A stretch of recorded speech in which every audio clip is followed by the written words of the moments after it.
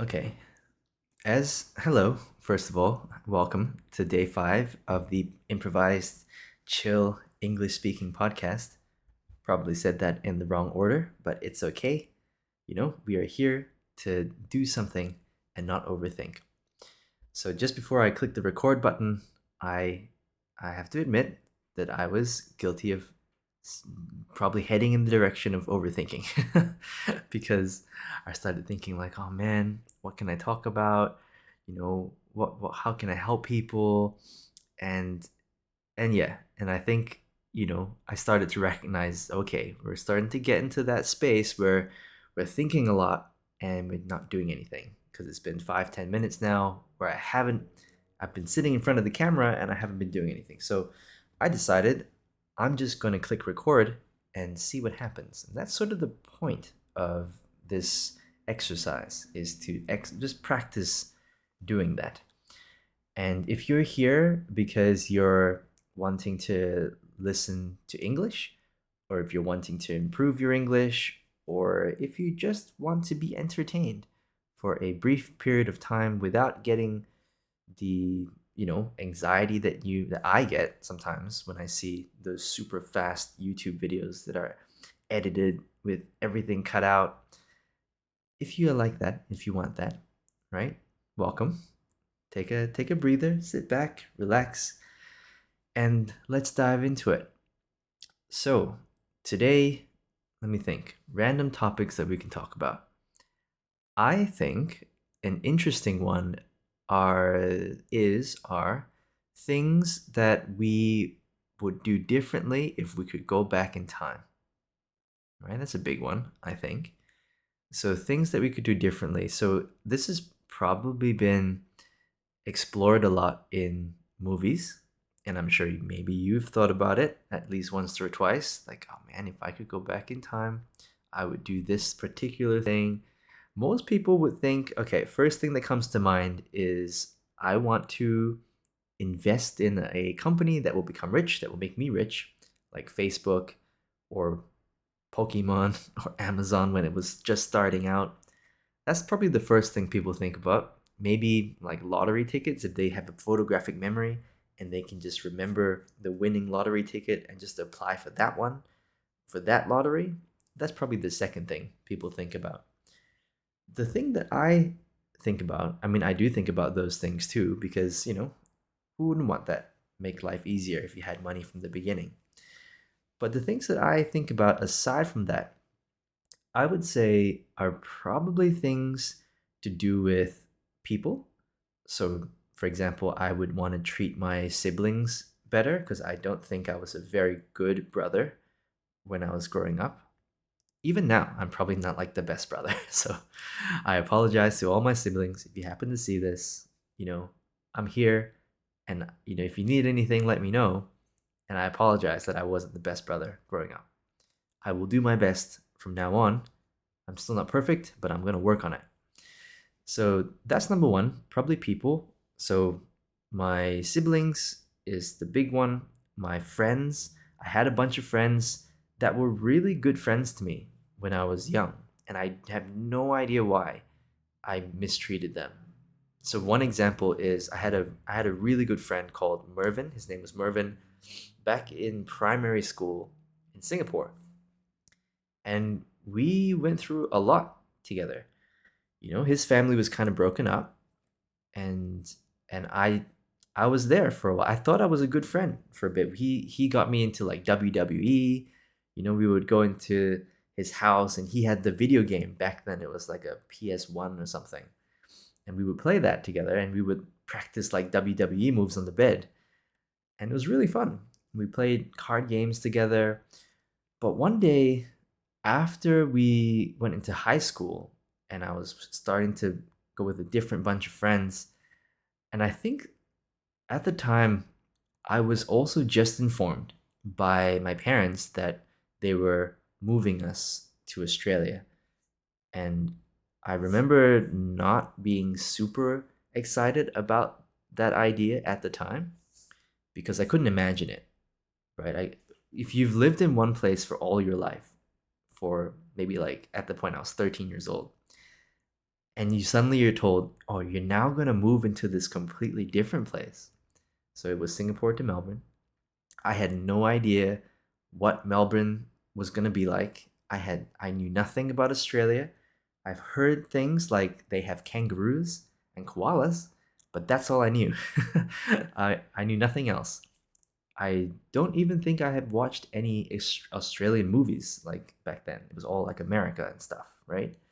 So back in my 13-year-old mind, I thought that like the plane was gonna explode when we landed, because I just couldn't fathom that different reality. But it happened, and I'm here. But at that time, because I wasn't too excited about the idea, I remember this conversation. Mervin, I think he called me, and I don't know why, like I treated him this way. He called me and he said, "Just wanted to let you know, Francis, that I'm moving to a different address." And I said to him like, "Well, you're moving address? I'm moving to a different country." Like in almost like a angry way, It's like, yeah, maybe at the time I was taking out my frustrations about the idea of moving on him, but it's definitely something I shouldn't have done because he was a really good friend of me. I'm hoping he's doing well. I haven't actually, like, since then we haven't talked, you know. But he was a really nice friend. So if I could go back in time, I would treat my friends better. I would treat my family better, and so that's to do with like people.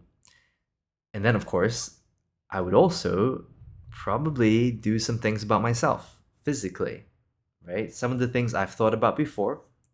I don't know if I would still think this if I could go back in time now, which is interesting because if you think about what you would do differently if you could go back in time at different points in your life, it might be very different stuff.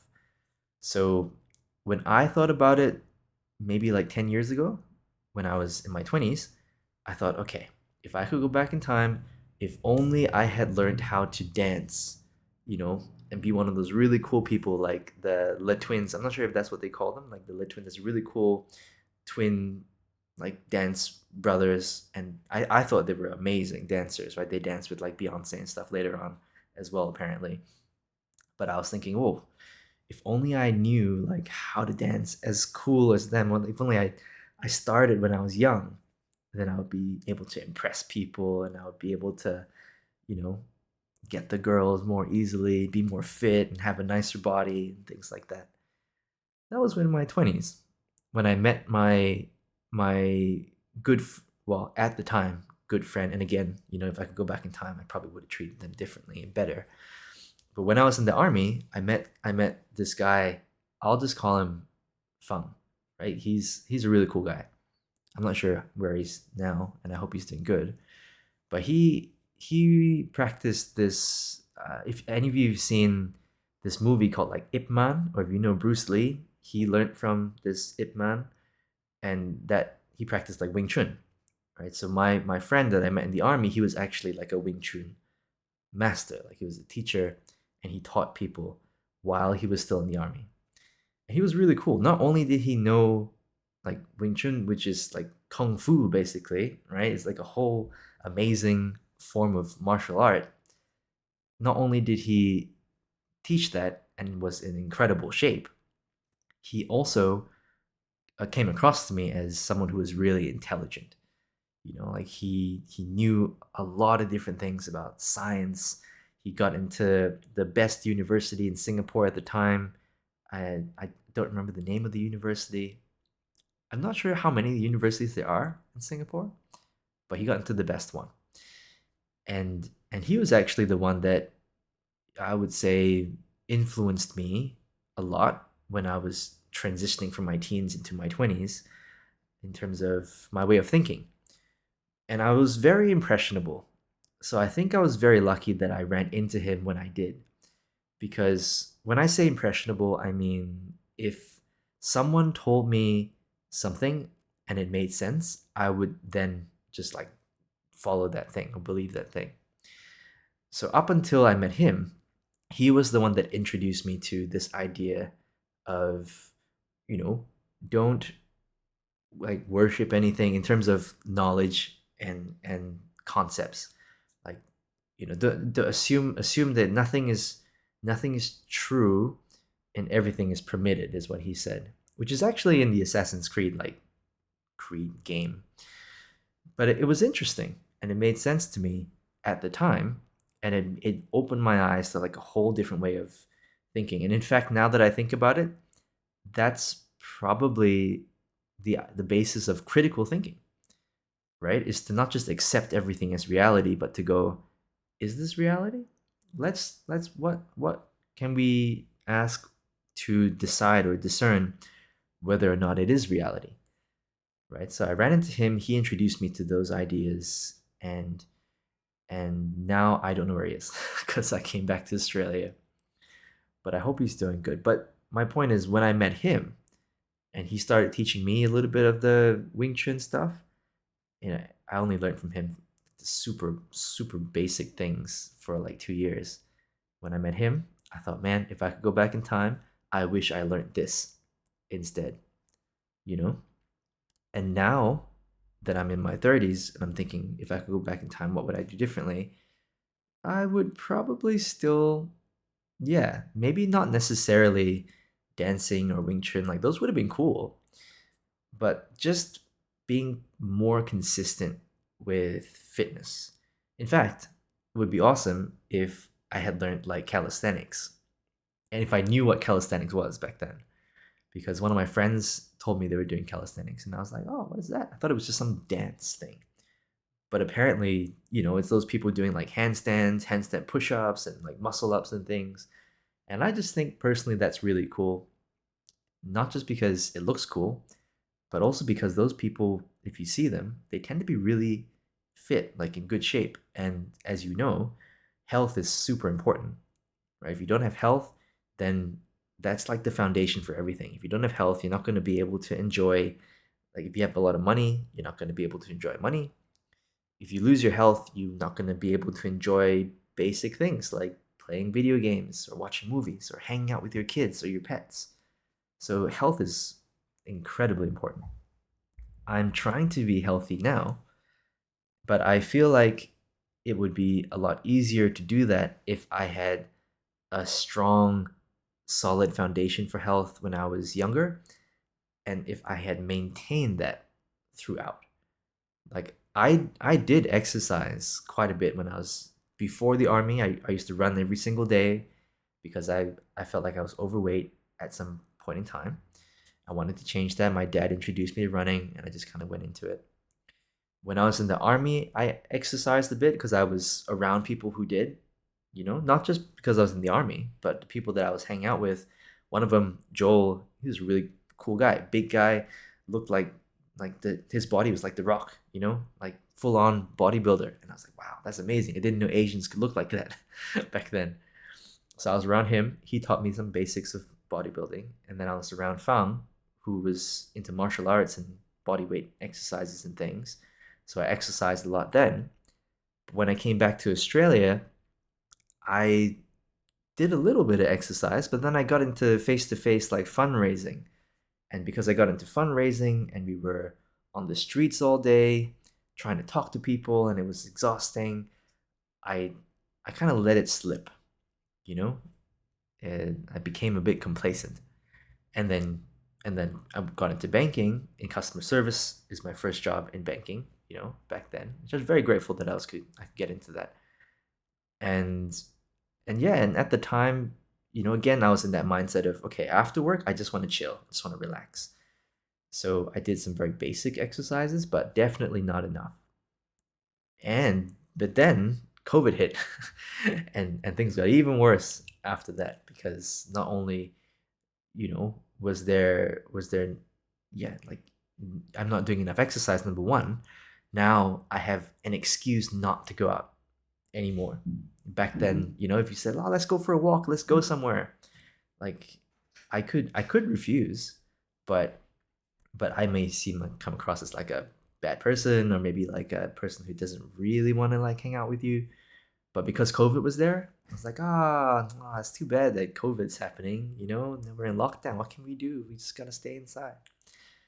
But yeah, that happened, and I really let the ball drop then. And I didn't notice it because it was so gradual. And it was only towards the end of COVID that I started looking at myself and I was like, what happened? and then I started to exercise again. So anyways, yeah. So the three things that I can think of, if you could go back in time and do anything differently, aside from the money thing, which is number one, it would be treating people better. Number two, which I'm definitely going to try and endeavor to do as much as I can now that I have this reflection. And number three is health and body. And again, I'm also trying to use that as a lesson for me to, work towards my future so I don't regret that in like 10, 20 years. Anyways, I hope that was relatively interesting for those of you who are here for entertainment or you're just wanting to listen to someone speak English. But if you have any topics that you want to speak about or you want me to speak about, any problems that maybe you're having that potentially I have had before and I could try and give you my perspective, please let me know in the comments. I really appreciate any interaction, any support that you give. I'm grateful that even though at the moment it's a small amount of people who are watching, that's already a big win because, I yeah, this there's a saying that my friend, I considered him my friend and my people leader back when I was a fundraiser. He told me this saying that got me through a lot of tough times, and it was replace expectation with appreciation. And the way that it works is, he said, you're not entitled to the fruits of your actions. You're entitled to the action itself.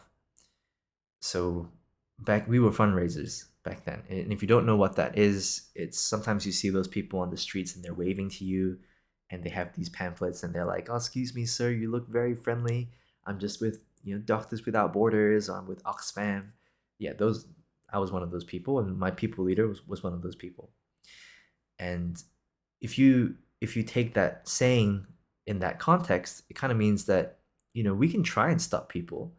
We can try and say hello, but they don't have to stop for us. They don't have to say hi, right? They don't even have to be nice to us, but if they do, then that's then you appreciate it. And then it's amazing. It's a bonus. It's like, wow, that person didn't have to stop for me, but he did. And the same here. I'm making this video. It's for me to overcome my overthinking problem whilst I'm also hoping to help other people at the same time. But, no one has to watch this. No one has to necessarily enjoy it. But if you do, then I'm very, very grateful. And I really hope that you do enjoy some of these videos anyways. So yeah, thank you so much. If you've stayed this long, you're incredible. I hope you're doing well. If you have anything that you want me to talk about in the future, let me know. Otherwise, take care of yourselves, and I will see you in the next one. Thank you.